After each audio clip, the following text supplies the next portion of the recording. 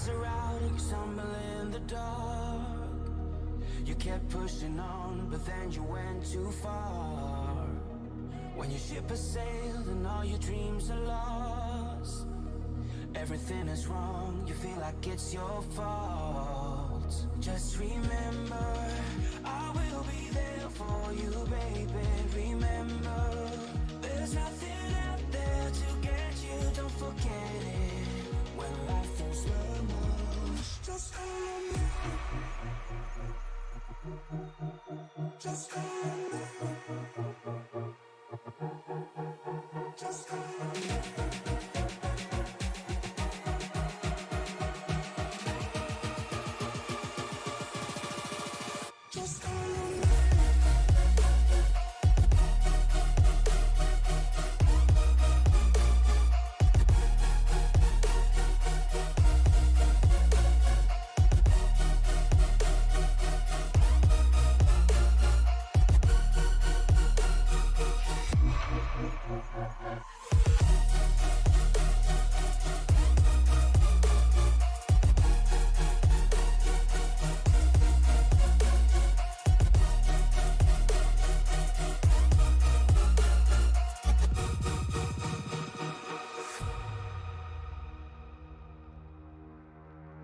You're stronger now than you ever been.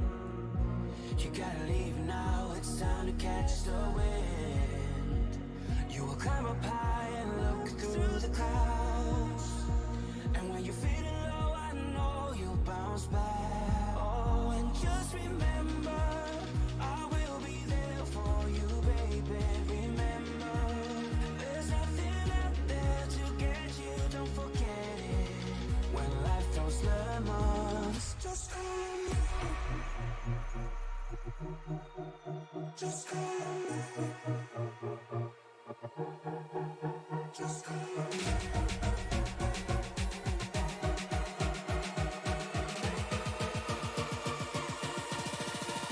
Just hold me.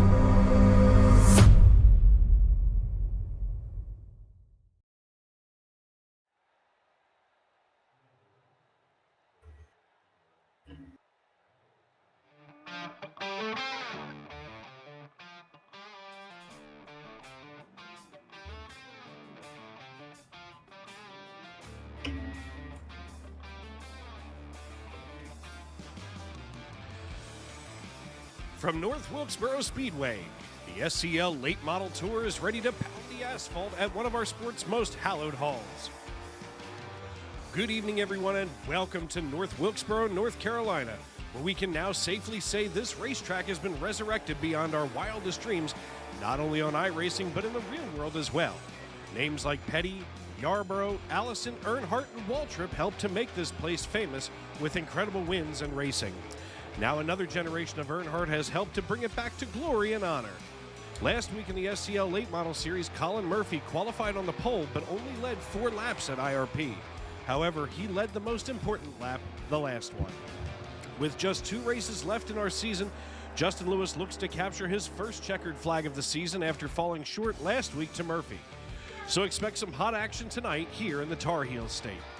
I'm Dave Regal alongside my partner in crime, Mr. Zach Woods, here in the broadcast booth, and we'd like to thank you for making SRM a part of your evening, because we'll be with you every step of the way, from the green flag to the checkered flag, right here on Sim Racing Media. And Zach, As always, it is a pleasure to be with you here in the broadcast booth. We don't get to work together often enough, in my opinion.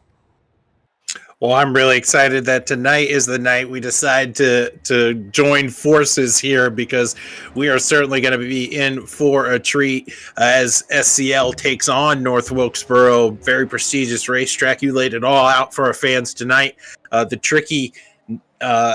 tricky track layout, I guess I should say, proved tumultuous for the Cup competitors last night, slipping and sliding all the way around this place. I don't think it's going to be any different as they pilot late model stocks.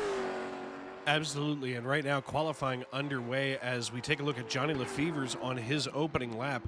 Colin Murphy already going fastest on the timing chain, and as Lefevre's passes the start-finish line, he goes 13th quickest and hauls it back off into turn number one. Mike Rinker just getting wound up as well. We'll watch the end of Johnny Lefevre's number 45 qualifying effort here and see if he can improve on that 13th quickest. As he crosses the start-finish line, looks like he will stay right there at 13th. Yeah, Lefevre's had a very strong run last night and ultimately was derailed by late race action. He's looking to rebound here this evening. A lot of drivers looking for a rebound, as last night was a lot of chaos on the Cup side. Well, and Cup racing can breed a lot of chaos. It's the top series, and you know, sometimes those tempers can run a real hot temperature there, and Mike Rinker just went 10th fastest on his opening lap. Yeah, you talked about tempers here. That's something SCL's been really good at, tampering in terms of league to league discipline. You don't see a lot of rivalries on the Cup side bleed into any of the other disciplines throughout the Grand National Series and through this series that we get to see, not just tonight, but also on Wednesday night. So what happens in Cup stays in Cup, Dave, and I'm excited to see what happens with this group of folks here this evening. Absolutely, and speaking of this evening, let's take a look at our race info here as we roll that beautiful bean footage. 75 degrees if you're sitting in the bleachers here at this old track. It's kind of like the SRM version of this old house. But 75 degrees and comfortable in the bleachers, but 104 degrees on the asphalt. So we're going to see a lot of loose race cars around this piece, as right now I do see JTT going out and Josh Tarrant, JTH, going out here and getting his qualifying lap in. But I'll tell you what, it's going to be an exciting night. 60 laps in the feature tonight, and it looks like we should have enough that maybe the heat's going to have an effect here. Yeah, absolutely. And with these cars, you know, they don't handle very well at all. So doing that in terms of under normal conditions, I guess I should say, is already a tall task to have. But then you have these late model stocks attacking a racetrack that doesn't have really a lot of good banking for drivers to attack the racing surface. The front stretch was very tumultuous on the Cup side last night. It just hit the shift points in between gears for the Cup cars last night, and then ultimately caused a lot of issues on the start-finish line of all places. So I'm very curious to see if these late model stocks incur the same problems at a part of the racetrack that you wouldn't normally see difficulties happen. So pay attention right here on the front stretch for chaos to ensue this evening. Absolutely. Looks like we're going to go straight to the feature tonight with 26 cars taking the green flag when we go. And one of the things that I was talking earlier to Mike DeMoney about is that this league does not count those caution laps. So it will be, regardless of the situation, 60 green flag laps. Looks like it's about 6 cars that did not go out and lay down a qualifying time. Yeah, you're absolutely right. 60 laps, whether we like it or not, under green flag conditions. That's so important to understand during this division. Excuse me. This division of SCL competition. Also, a couple points of info for us. tonight at a short track like this, it's always good to talk about incident limits and the penalties you might incur from getting into it too often with other drivers. 21 will give you a penalty down pit road this evening, which you could say if you serve that under caution, then it's a moot point anyway. But 29 is definitely not a moot point.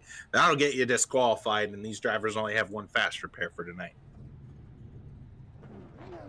Absolutely. Pre-race announcements just finishing up as we're still waiting for Jack McKee to hop in the car. As right now we're going to take a look at that starting grid. Raymond Kimmel and Jack McKee going to sit on the front row as Raymond Kimmel gets the pole position for this evening. Isaac Love and Chad Jones make up row number 2. Row 3 has Colin Murphy and Ole Marston, the rookie here, in the number 35. Row number 4 featuring Derek Wegman and Greg Birch, who I've seen several times in other leagues, and I'll tell you what, I'm going to be keeping an eye there on the 51 from Simpsonville, South Carolina. Row number 5 going to house Mike Rinker and Josh Flynn. That's our top 10, Zach. Oh, no. Taking a look back here through the starting grid, back behind Josh Flynn. I'm trying to pull up our our overlay on my side. I'm having difficulty. We're going to have Brandon Cornier, who made his debut on the Cup Series side last night. Excited to see what Brandon can do, starting just outside the top 10. Beside him is that bright number 2 Merkel Racing Engines machine of Todd Merkel. Expect him to take it very easy to start tonight's event. Cole Watts, a rookie, piloting the 741, will roll off here starting 13th and 14th. We have that aforementioned Johnny Lefevers piloting the 45. Back behind these two, we have Jonathan Casebeer. Oh, now they're all moving. So we have Jonathan Casebeer back here in the 05 machine. He had very good speed last night on the Cup Series side. You can see just to his outside, it's Bruno Latour, a friendly Canadian, in the 71. Here in the 80 machine, we have Jason Crumley. Excited to see what he can do piloting that mellow yellow machine, as well as Austin Cole, a familiar face, very fast driver here in the 18. Expect him to be up front. And then back behind him is the boss man, Josh Sherritt-Hill. Looks like there's going to be 20 cars when the green flag flies coming at us at blistering speeds, especially at a place like this. And I'll tell you what, I'm excited every time that we get, well, first off, every time I get to work with somebody, but especially you, Zach, because usually we get to see some incredible racing today. As right now, the iRacing pace car lights are out. Raymond Kimmel is going to have control of the field. They're coming. And we're going to wait again. I think this happened before to us. Yes, sir. This happens. I wasn't able to get it out during the rundown, but SCL competition does extend the pace laps just to make sure these drivers have their gears set right and they're ready to go. And they're ultimately all the drivers that can get out on the racetrack will get out on the racetrack. So that's what's going on right now. Well, the pace car lights are out once again, and obviously now we're getting ready to go. Looks like Raymond Kimmel going to sit in control of the field when the green flag flies. They're coming through the 3-4 complex. The iRacing.com pace car makes that hard left. Ladies and gentlemen, grab some popcorn, call a friend, settle in, because we're green flag racing at North Wilkesboro. McKee out front here early, and I don't think that's going to change. We saw track position on the Cup side be invaluable last night. So pay attention to these drivers up front early, trying to jockey for that first place spot. Watching Kimmel try to do battle right now with Isaac Love. It looks like they're side by side behind him. That's Colin Murphy and Jack McKee. As McKee holding on to the high side, he's going to have the speed, but not the ability to get underneath and make the cut where he has to. Isaac Love looking to see if he can shuffle back as hard as he can on past Kimmel. Yeah, Isaac terrific run last night in the Cup Series. Got a lot of laps under his belt in preparation for tonight's event. Can he carry a strong performance towards a victory here tonight? We'll have to take a good long look at this field. Again, 60 laps whether we like it or not under green, and we are under yellow for the first time this evening. First caution coming out here as it looks like Brandon Cormier may have been involved in something. We take a look here at the 891. And he makes contact with the 45. Let's run that back once and see what exactly might have happened here, because that's definitely something we don't want to see. Just going to watch them make contact on entry. Oh, there it is. Right. Oh, that's a hard hit there at the very end. Yeah, Bruno Latour getting the worst end of that. He's just trying to make his line running around in that third lane. Ultimately, you're not expecting a driver to be parked right there, but here in these cars, Dave, we hardly talk about it, but the blind spots in these particular rides, they're a lot more dangerous than perhaps driving a traditional Cup car. These late model stocks have a lot of blind area that makes visibility a problem at short flat tracks. Absolutely. We'll take a look, speaking of that visibility, right here in the cockpit of Josh Tarrant-Hill's machine. We can actually scan here. Let's see if I can get his helmet cam. Look over there for us, Josh.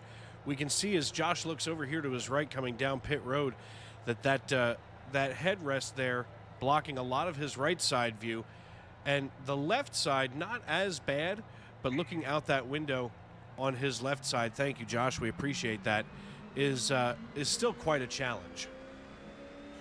Yeah, and so the problem is exemplified here at these tracks, right, where it's flat.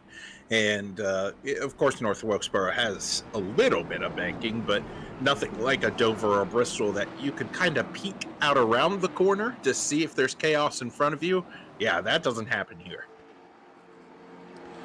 Absolutely not. And right now the driver's trying to shuffle themselves around as Raymond Kimmel going to have control of the field. He's going to be joined on the front row by Isaac Love this time around. The iRacing.com pace car making that hard left turn. We enter the Geico restart zone and we're back underway. Yeah, the one who had the button was the one who got the good jump there on the inside lane. Kimmel making things work. Now they're side by side for second. This battle heating up as they come down the backstretch and into turns 3 and 4. Nobody giving each other any kind of room so far as they come out of 4 and back to the start-finish line. These drivers obviously looking to try to gain as much position as they can, and with as many cautions as we tend to see sometimes, you know, at this point it's almost better to try to get yourself up before that next caution. One of the things that we weren't talking about as we were riding along with Josh Tarrant-Hill, and you know, visibility is one thing, but there is a lot of torque in the rear of these cars. You know, sometimes you step on that throttle and it feels heavy, but as soon as it gets to crack loose, you can really go for a spin. Yeah, and Ollie Marston there almost did. Got sideswiped there by Isaac Love. They were battling for third. Love came down the hill, hit the 35. Good save there. Normally that ends in chaos. Taking a look right now here at Josh Flynn in the 23. Looks like he's got that Skull machine all kinds of wound up behind Mike Rinker's AC Delco beast, as right now they are only separated by just about 0.2 of a second now that I'm looking. Michael Litchfield, though, side by side here with the 718, or I'm sorry, with the 028 of Jack McKee. Yeah, Jack McKee has shown a lot of speed here when it comes to driving these cars, and I was surprised that the 028 found himself mired back into the field, because you can see just how quick your day can get turned around there, as he almost got in an incident. Taking a peek back out front as Colin Murphy now has decided he wants to challenge for the lead, and the caution flies. Looks like Greg Birch involved. We'll take a look here at the replay. Oh, we just panned away from these from this battle here, and you were talking about at the top of the show, Oh. looking out for Greg Birch. Good Not job a to bad keep it hit, off though. the inside fence. Yeah. Not a bad hit. Definitely not going to do anything as far as damaging that 51 machine.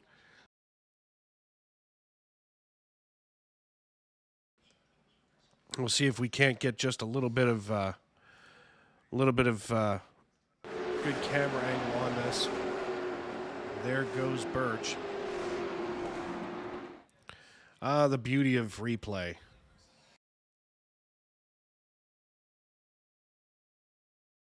Take one more look at it here as Birch is going to come into the camera angle. Or not. So, obviously, Colin Murphy coming down pit road. Interesting choices for a lot of these drivers to come down pit road. Yeah, you have to try to figure out when your fuel window is, and we've seen drivers here in SCL competition manage their fuel strategy well, considering they don't know how many caution laps they have to have, and it's not like caution laps are good for a driver, right? Normally we talk about caution laps as an opportunity to save gas, but it doesn't contribute towards the end of the race. So you have to understand that these drivers don't want there to be a lot of yellows. It doesn't help them at all. In fact, it hurts them. Yeah, you know, it's not. In fact, I think this is the only league where caution laps don't count, and to me, that's an interesting look as we see Greg Birch getting back out here. You know, when caution laps don't count, you can really change the makeup of a race, and you can change the makeup of that competition. You know, we don't really want to see a whole lot of breakage. You know, even as we get ready to head to Daytona for so many of our leagues this weekend, including SNN Cup Series action. I believe ISNF is going there. I mean, it's Super Speedway weekend. Yeah, definitely a different flavor for us here tonight on Sim Racing Media, covering the SCL Weekly Racing Series. As you saw last night, they were here at North Wilkesboro. Tonight, they're here at North Wilkesboro. It's nothing like the high banks, high stakes action that many of our leagues are going to be featuring at Daytona. No, but I'll tell you what, I like short track racing. I mean, you know, if I was still an active racer in the iRacing community instead of, you know, just a broadcaster up here, I would absolutely want to be involved in this league because so many short tracks, so many good short tracks, you know. I mean, me personally, I can't stand the road courses. The intermediates are you know, they can become wreck fests. But here at a short track, this is side-by-side racing the entire time. Yeah, and I tell you what, one person that's not interested in being side-by-side with anybody for very long is Austin Cole. We're looking at him right here in the 18 machine. Talked about it at the top of the show. He wasn't able to qualify, but don't expect him to hang back for very long. He is probably one of the hottest drivers in SCL competition as of late. It's been a few weeks away, but now he's back, and he seems to be up front in everything he drives. Without a doubt. I mean, right now, he's our biggest mover of the race, going plus 15 after starting 20th in that Steve Park throwback Chevrolet Camaro. And I'll tell you what, that whole era with the DEI paint scheme, those swipes up the side of the car, I really like this paint scheme, man. Yeah, it just looks fast. I think it adds a couple horsepower to the machine if your car looks fast. So, good job for Austin Cole. And look at him behind them. Jonathan Casebeer getting into it. They're 3 wide, and there's the wreck. It's going to involve Todd Merkel, and he's going to get hammered. I believe by Johnny Lefevre's back here. Taking a look. Of course, that time I was trying to get with our drone cam. We can see them coming into turn 1, and ooh, contact, and boom goes the proverbial dynamite. The 45 squirting through there ever so gently. Ooh. Wow. Talk about Josh the lucky Flynn getting dog. into that. Yeah, Flynn getting into that as well. Man, The two there's a guys- my goodness. yes. Somebody else's mess. He tried to check up to avoid the wreck in front of him, and then gets the boot. But good thing for him is that if you go down pit road now and you spend some time repairing your machine, laps don't count, so you don't go a lap down. And unfortunately now I'm just looking here at that at the leaderboard in turn 4, well, turn 3 and 4, and I'm sorry to say that it's not working tonight, but a lot of times, and I think it's one of the things that I like about the North Wilkesboro experience as a driver. When you're in the car, you can actually see that leaderboard change every time you come into turn 3 and 4, and unfortunately as a spectator it does not. So now I'm a little sad. Not that sad, but sad enough. Well, I want to talk it. Oh, Dave, you got me laughing so hard. I'm coughing up a lung here.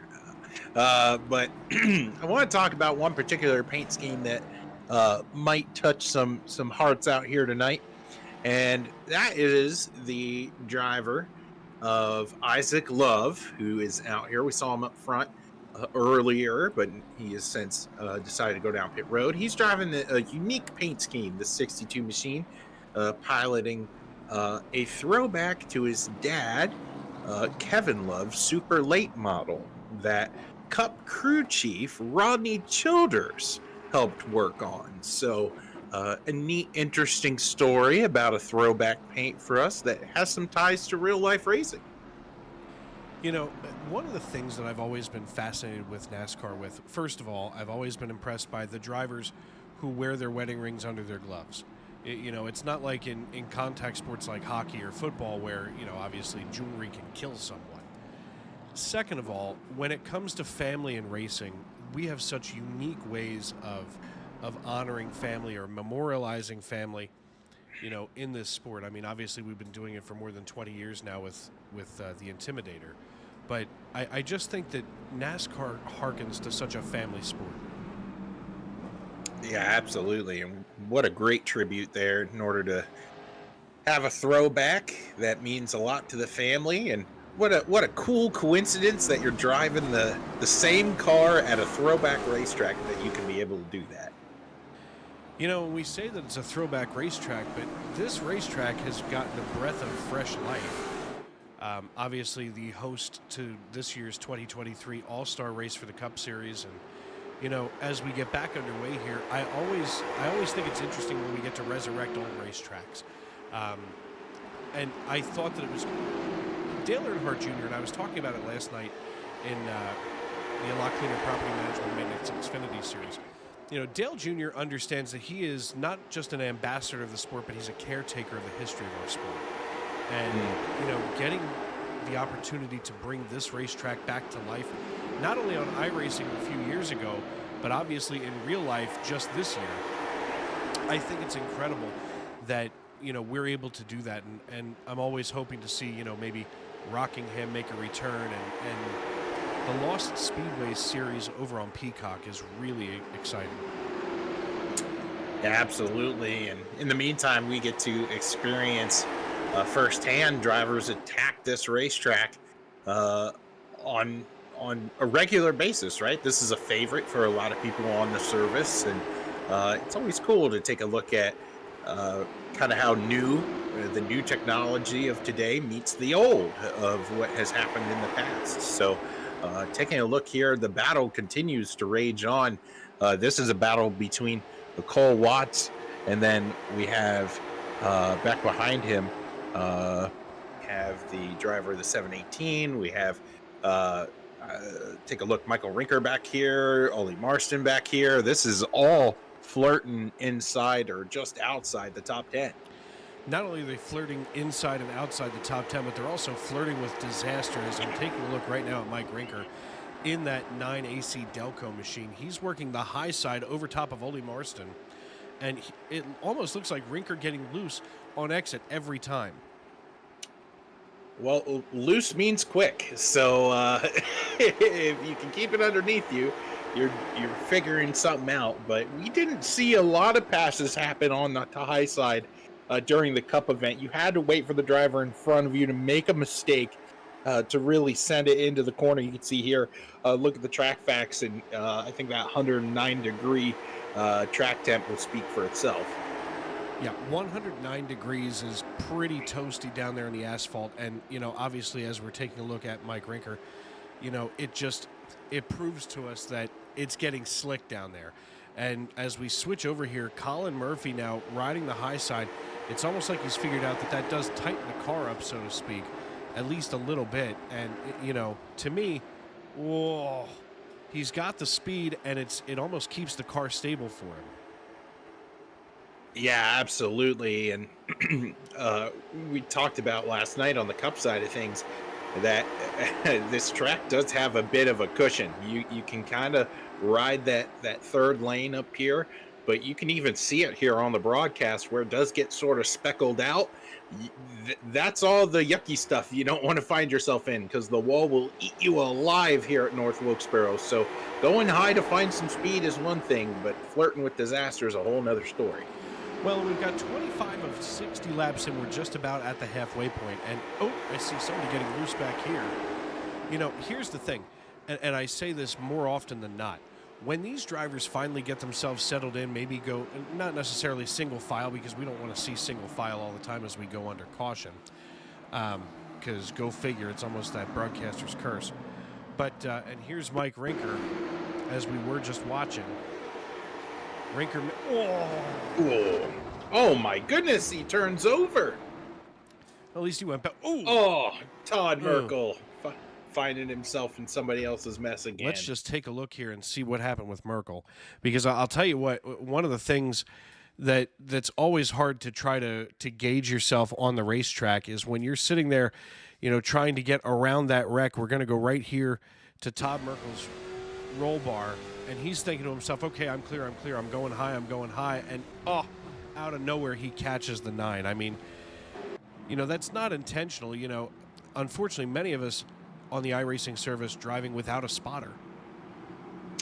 Yeah, we actually talked about that last night as well in the Cup Series side. Man, you're covering all the talking points for us here at North Wilkesboro. It's so crucial to have a good iRacing spotter app, or to really trust in your iRacing spotter, because here at this racetrack, changes happen so quickly. And then if you happen to have a friend that can be up there in the booth with you, he or she can supply a lot more information than what a computer program can in terms of distance between you and another driver in a 3-wide situation, or in a situation like what we just saw, providing some insight on a wreck that might be happening in a position of the racetrack that you yourself can't see. So any driver that might have a friend who might not be into driving but might be into watching and being the set of eyes in the sky, you definitely have a leg up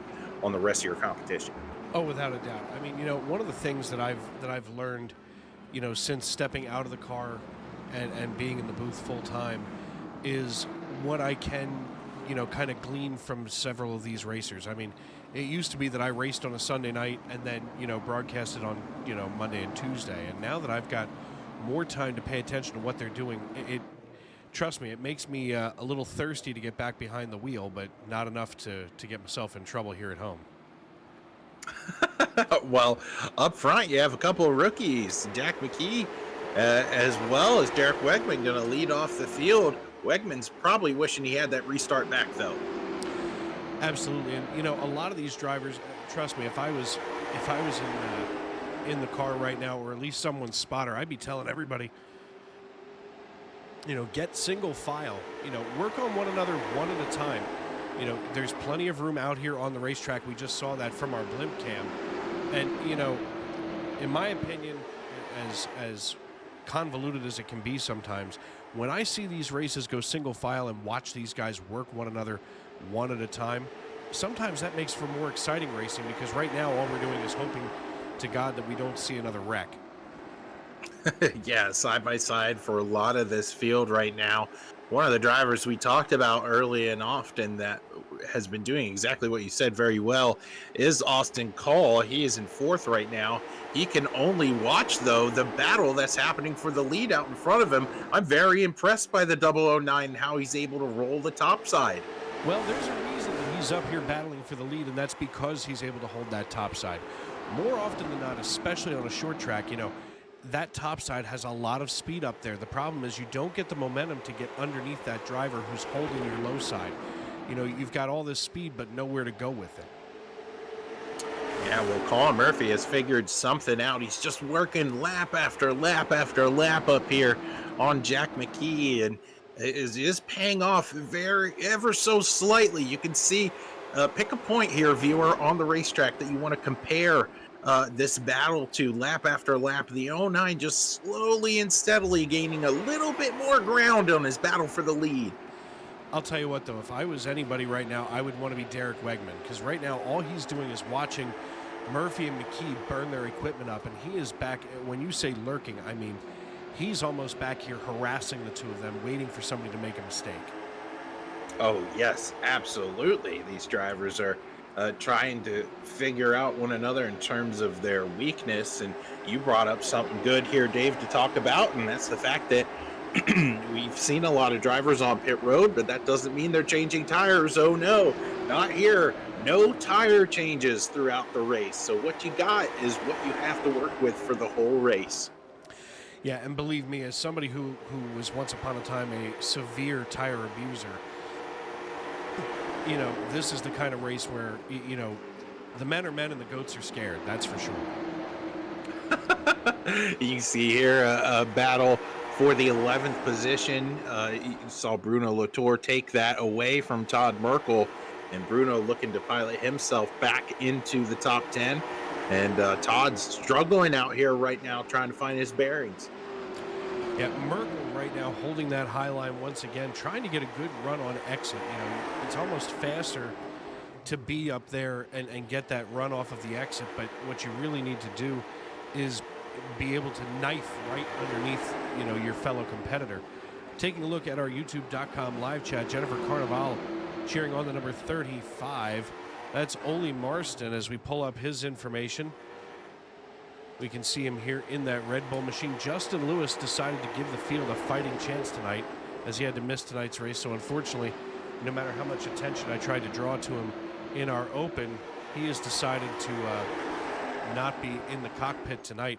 And just as I had mentioned a moment ago, a lot of this field finally going single file. It's almost like they had figured that one out or heard me talk about it. This is now about to get really interesting with about 23 laps to go. Yeah, absolutely. Ollie, one of those drivers last night that we were able to interview here on Sim Racing Media, because he earned that podium finish in the Cup Series side of things last night for SCL Winston Cup Series action here at North Wilkesboro, putting in the work in order to get better. I like that out of a driver, and Marston right here now is in the 7th position. Race around a lot of good competitors, so definitely learning a lot right now. Take a look right now at Austin Call once again, as Austin Call is now up 16 positions, running in 4th, safely into the top 5 as he works the high side of Michael Litchfield and trying desperately to cut the nose off of Litchfield, make him check up just a little bit here. He's almost got it, but I'd be starting to worry if I was Call that Litchfield doesn't catch that left rear quarter panel. Well, something of note here, Dave, is our leaders are catching lap traffic right now, and they are 2 by 2.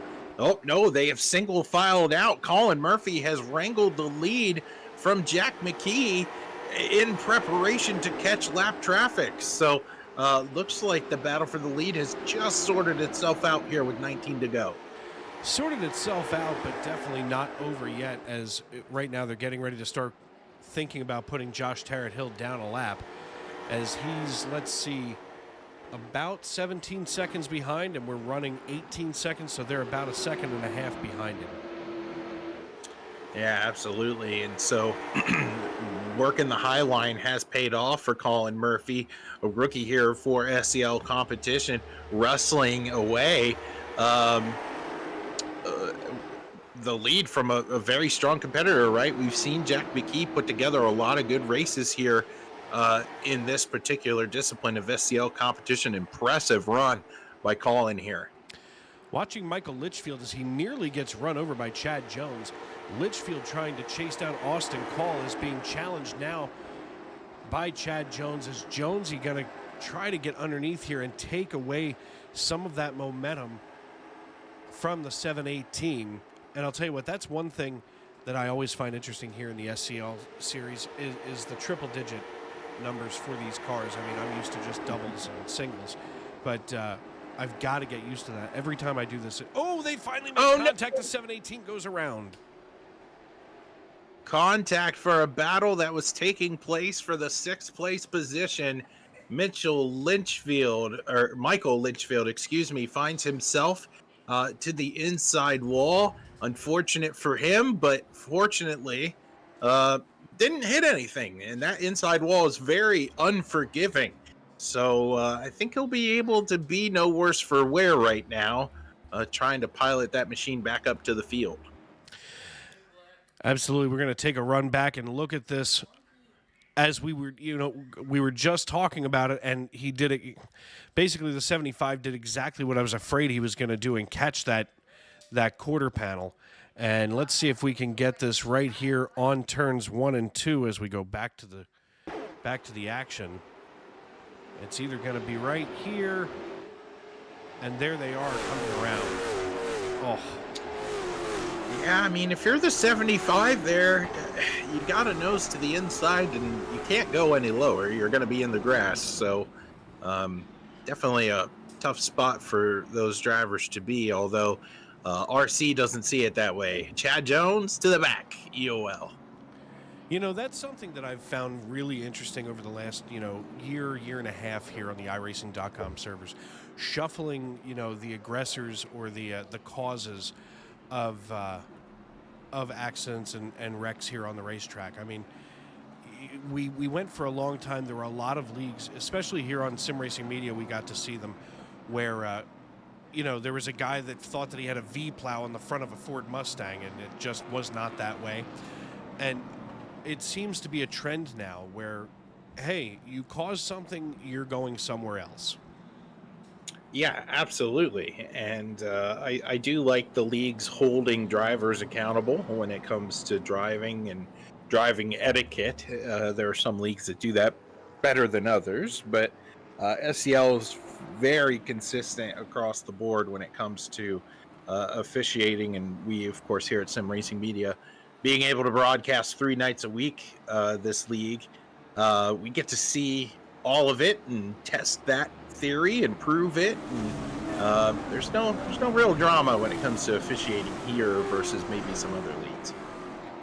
No, you hit the nail on the head. I mean, we get to see 3 nights a week of SCL racing, and Sim Racing Media very fortunate that we have 2 leagues that we broadcast 3 nights a week. Of course, the SNN family of racing series on Sunday, Monday, and Tuesday, and Monday, Tuesday, Wednesday for SCL. It's just something really exciting as a company, as a group, as a team, to be trusted with all of this information and all of these races.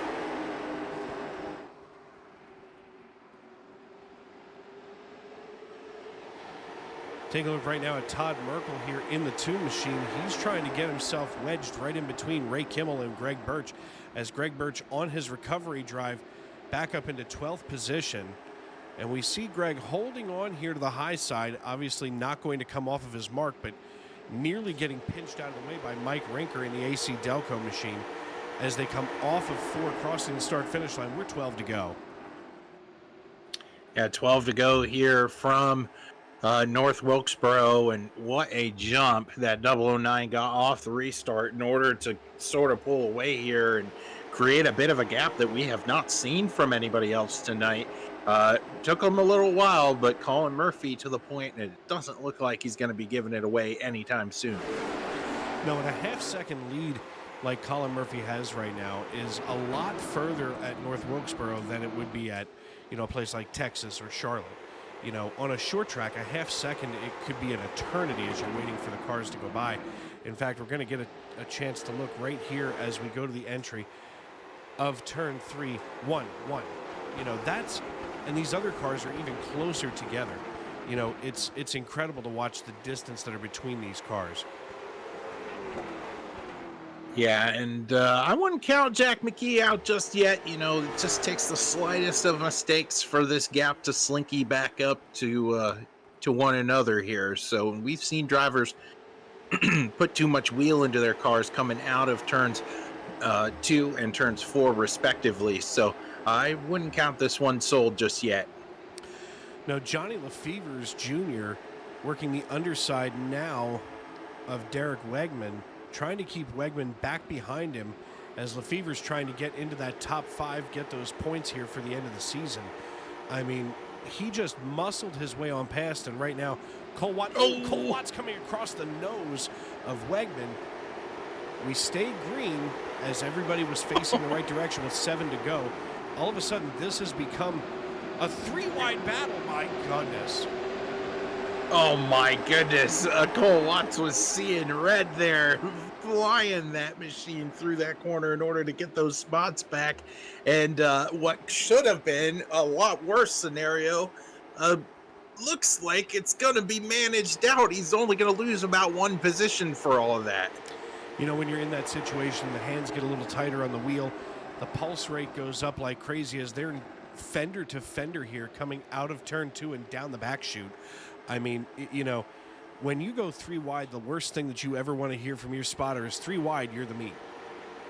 Yeah, this is a battle for 7th for any of our viewers who might be wondering, as the front few have single filed out. But what a contest we're seeing between these two drivers. They are really log jamming, though, the field behind them with 4 laps to go. 3 laps to go as we pass the stripe this time. Looks like Watts and Kimmel aren't going to be giving each other any space whatsoever, and this is what racing is all about. All of a sudden, the victor in 7th position is Cole Watts, and he leaves Ray Kimmel behind in the dust for the time being. I suspect, though, that we're going to see another battle break out as the popsicle sticks go in the air, and we're 2 to go. I thought I saw a car just spin off the nose of somebody. Yes, I did. On the exit of turn 4. This was towards the back of the field. And oh my goodness, this changes the complexion of the race, and it's Isaac Love. Isaac Love getting a little love tap. Oh my goodness. Maybe not even a love shove, tap. maybe. Yeah, that was definitely more of a shove than a tap. As we take a look back, we're going to run this here at turn number 4 on exit, because, I mean, let's just take a look at this from our chopper cam. Get to the chopper. You know, as we look here, give me 1 second to pull that back up. There we are. We're going to look here at the 62 getting pushed around by the 718 of Michael Litchfield. And there's a bump, there's a bump. It almost looks like he gets it back together, and then the 718 just comes back to finish the job. Yeah, certainly not the not the outing Isaac Love. Ooh, and wants to see out of that throwback paint scheme. We're also taking a look at timing and scoring right now. Just know that, again, caution laps, they don't count. So we still have 2 laps to go here. We're going to be set up for a 2-lap, maybe 1-lap shootout to finish this thing between Colin Murphy and Jack McKee and Austin Call. Ole Marston up here now in 4th. There's a number of drivers now that have life here at the end of this. And to be completely honest, I mean, you know, Colin Murphy didn't want to see this caution come out. He had a little bit better than a half-second lead over top of Jack McKee, and now these two drivers are going to be accordion together, and we keep seeing that yellow and white cycling back and forth. We're going to have a 1-lap shootout, because when the green flag flies, it'll be the green and white flag together. So this is, all of a sudden, we're going to see some psychosis break out here, that's for sure. It's going to be wild, and I think if you're anybody on the field, you want to be Austin Call back here with the opportunity to get a good jump on the restart behind the leader and really capitalize on that 3rd place starting position. This is going to be, of course, his last chance in order to get those last 2 spots. We've talked about Austin all race long, kind of that methodical driver moving through the field, being patient, using every bit of racecraft he has to get to the front. Can he do it now? 2 spots separate him and the win. Absolutely. We're going to, when we go back green flag racing, it'll be Murphy, McKee, Call as the iRacing.com pace car peels down pit road. Single file restart. We get rocking and rolling as the white flag flies.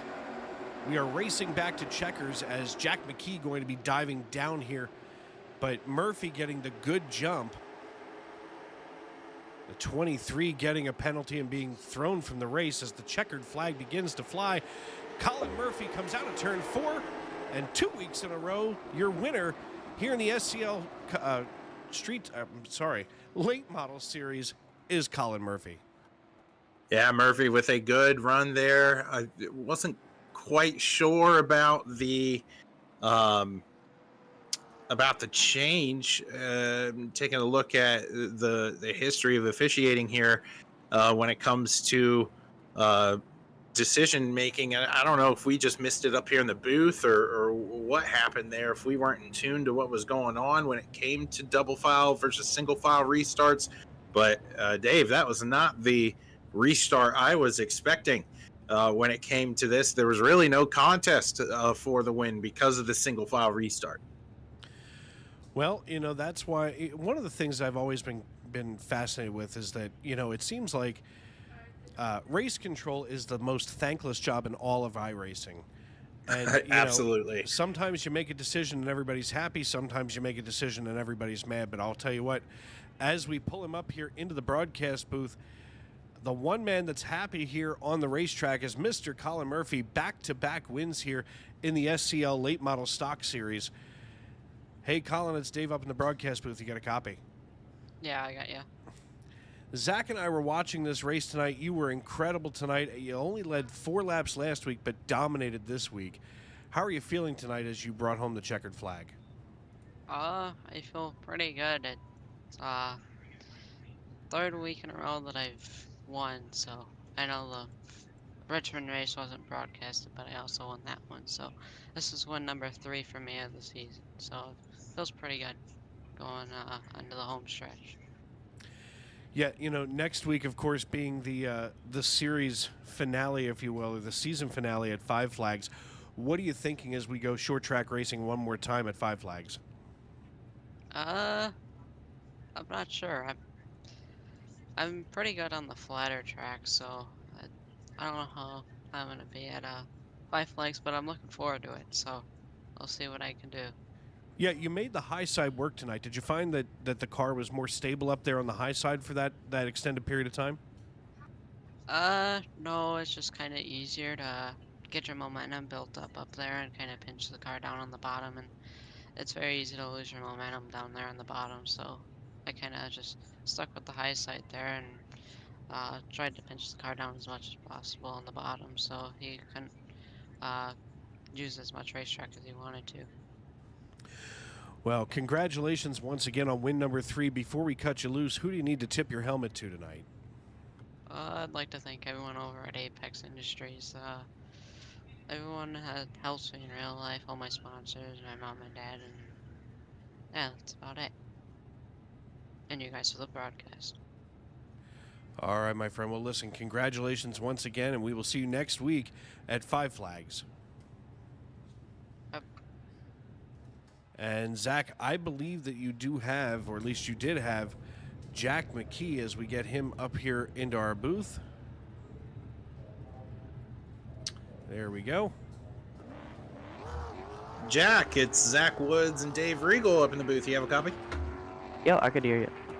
Hey, Jack, it was good to see you up there fighting in that 028 machine. What could have been done differently in order to fend off that 009? You two had a great battle during the mid part of the race. You were trying to make that low line work. What could have you done differently in order to wrangle this win? He's really fast on the outside. I haven't had that much practice at this track, but other than that, like, I don't know if I would have gained any speed going on the outside. I only really practiced for the inside lane. Trying to keep my tires. Oh, sorry, Jack. You seem to be very quick on that bottom lane. I mean, you seem very comfortable out there driving around here at North Wilkesboro. What about this racetrack and its layout suits your driving style? Because it just seemed to come naturally to you out there today. I like the speed on this track. Like you could kind of arc your corners in sometimes if you want to get on the outside groove.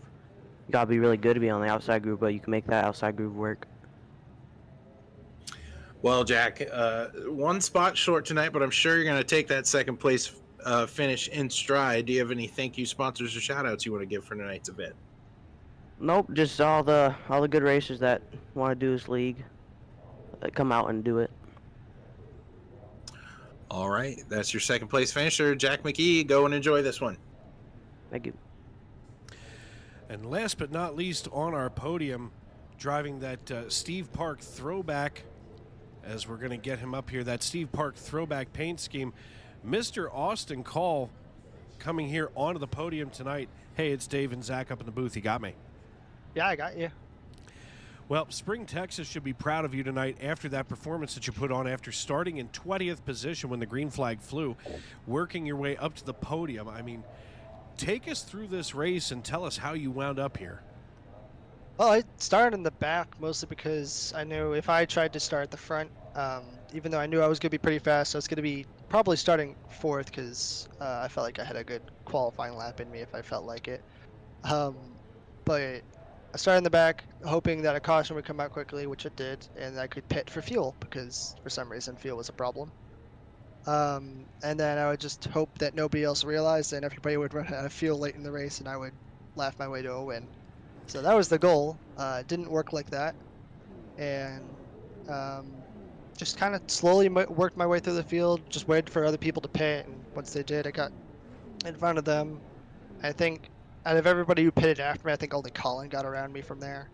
So, I mean, overall, pretty solid race. Third place, I'll take it, especially since I'm not running for a championship or anything. So.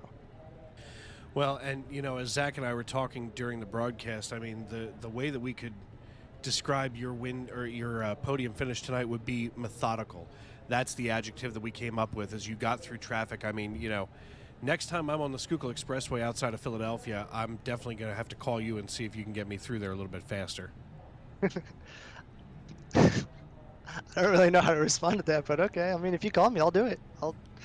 My man. Well, listen, before we cut you loose here tonight, who do you need to thank and shout out to?